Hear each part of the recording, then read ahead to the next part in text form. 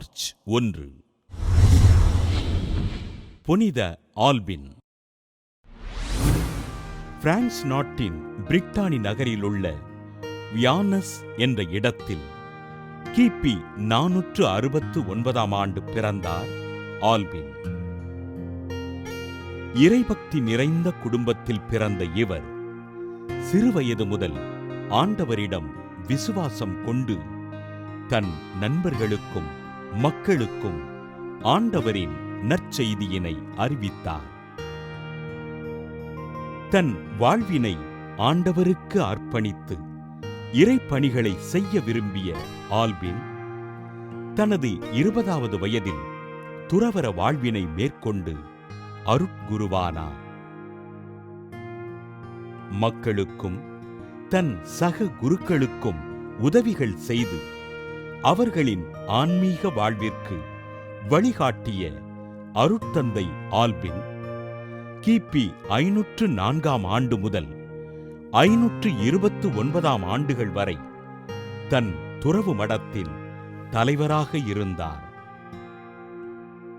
துறவறம் என்பது உலகினை துறப்பது அல்ல, தன்னை துறப்பது என்று தன் சக குருக்களிடம் அறிவுறுத்திய அருட்தந்தை ஆல்பின் துறவிகள் மக்களிடம் நல்லுறவு கொண்டு அவர்களின் முன்னேற்றத்திற்கு உழைக்க வேண்டும் என்று கேட்டுக்கொண்டார்.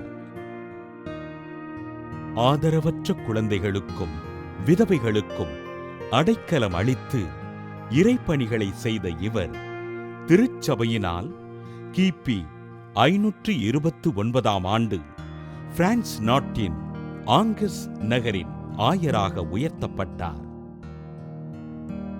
ஒழுங்கற்ற திருமணங்களை ஒழுங்குபடுத்தி குடும்பங்களை நல்வழிப்படுத்திய ஆயர் ஆல்பின் உடல் நலிவுற்று கிபி 549 ஆண்டு மார்ச் 1 நாள் இறைவனடி சேர்ந்தார்.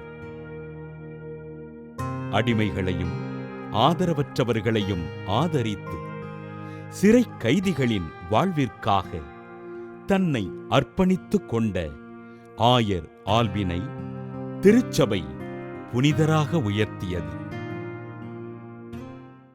புனித ஆல்பின் திருவிழாவினை கொண்டாடி மகிழ்கின்ற நாம் சிறையில் வாழுகின்ற மக்களுக்காகவும் அவர்களது குடும்பங்களுக்காகவும் ஜெபிப்போம்.